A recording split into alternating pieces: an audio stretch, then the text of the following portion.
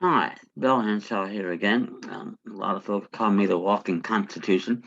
Not sure about that, but I do know my way around.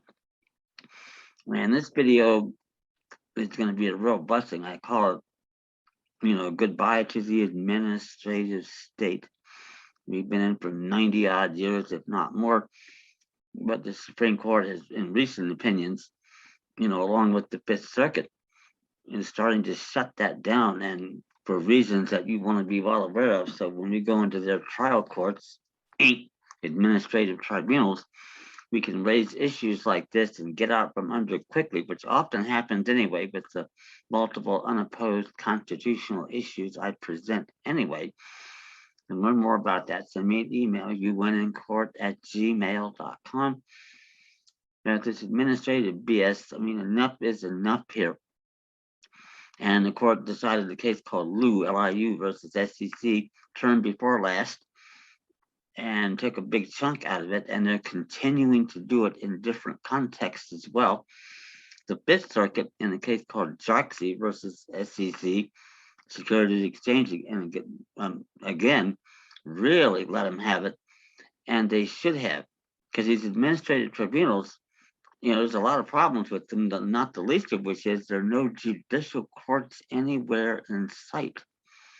So we have no way to go in there and raise rights secured by all 6 articles of the Constitution, and or get a case like that to a common law jury who has the power to rule on the facts and the law.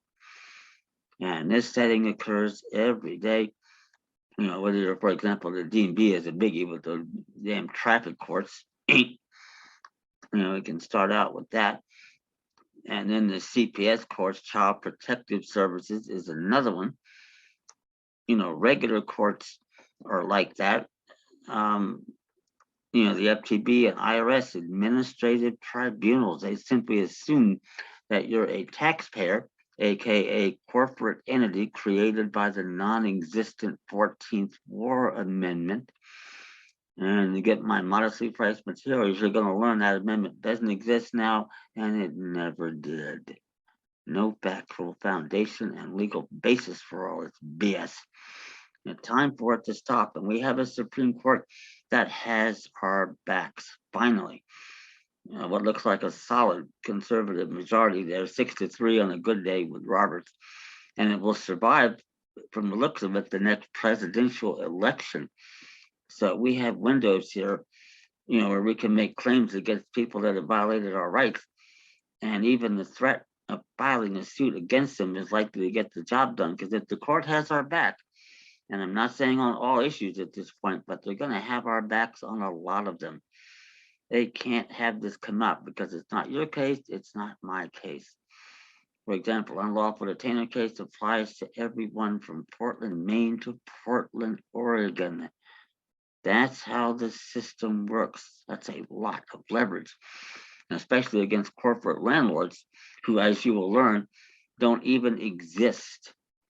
And they don't. They may exist in their administrative state, but they don't exist in a sovereign independent state admitted into this union. And we are domiciled in a state judicial district in a state like that. We can't even be served effective service of process. You'll learn all about the reasons why. Send me an email, unincourt@gmail.com. And this is big deal stuff here. You make issues like this and bring them from day one. That really makes it hard on the other side, because risk versus gain. And now we're going to be rolling the loaded dice, just like it should be. About damn time. It's been at least 90 years and maybe closer to 150 since that's really happened to any meaningful effect. But this conservative majority on the court gets it. They do. They just decided the case called U.S. v. Madero this term. Case about territorial law, arcane stuff that nobody pays attention to, maybe except me. And the court in this case sounded exactly like me, from exactly the same reference book I used, and the ruling was 8-1, not 5-4. They get it. And when you understand, as you will, that wherever you are right now is not a state, it's at best a federal insular territorial possession. Now we have the issues to deal with that and begin in the trial court, quote unquote. And many of you may have noticed that it's very hard to get documents filed in these trial courts these days, and it shouldn't be.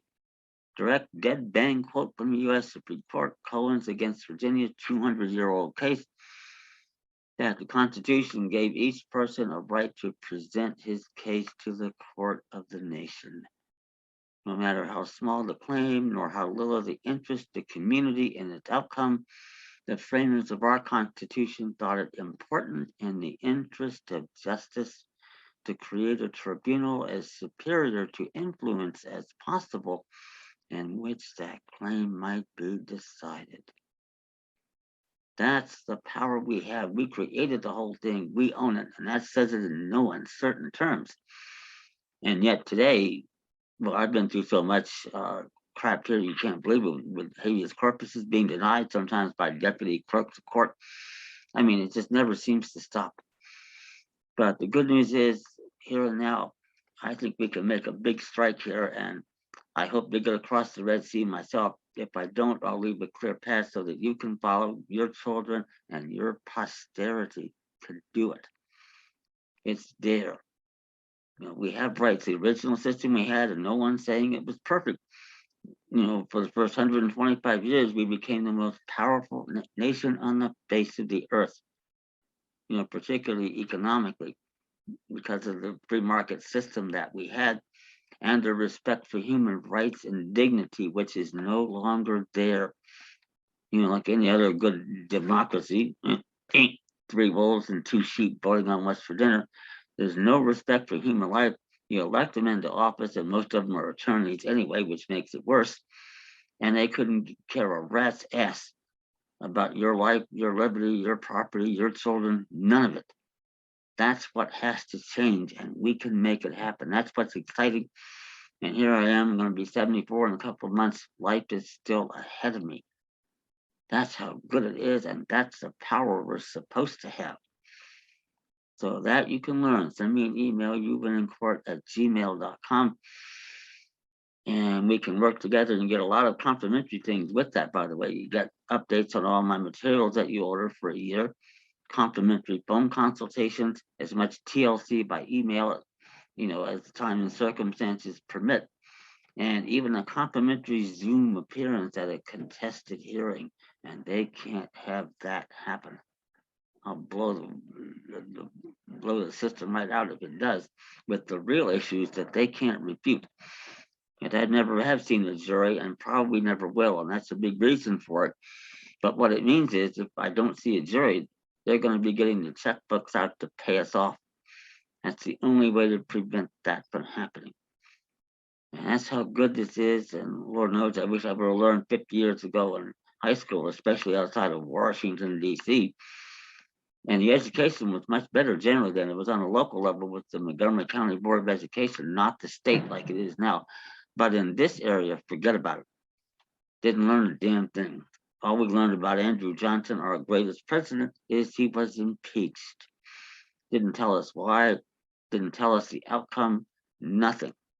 And if I had known that, and or if I would have read his veto of the Reconstruction Act of 1867 in 10th grade U.S. history, my life would have been different.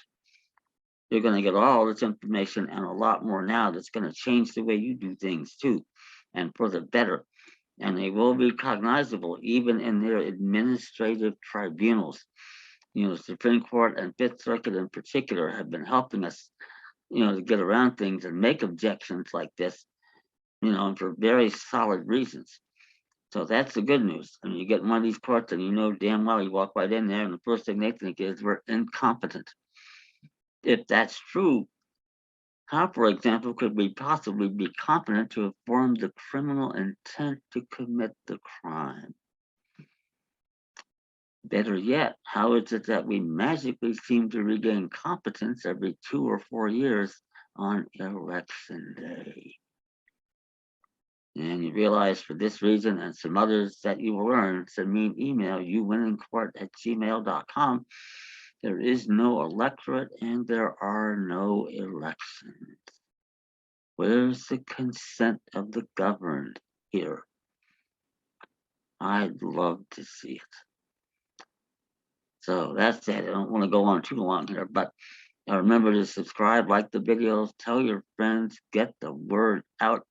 As soon as we cut out this divide and conquer crap they've been doing for at least 150 years and work together, same issues, same courts, same results, and we get these bastards off our backs. That's what works, and I know it does. So that said, tell your friends, get the word out, and we will get the job done. Thank you.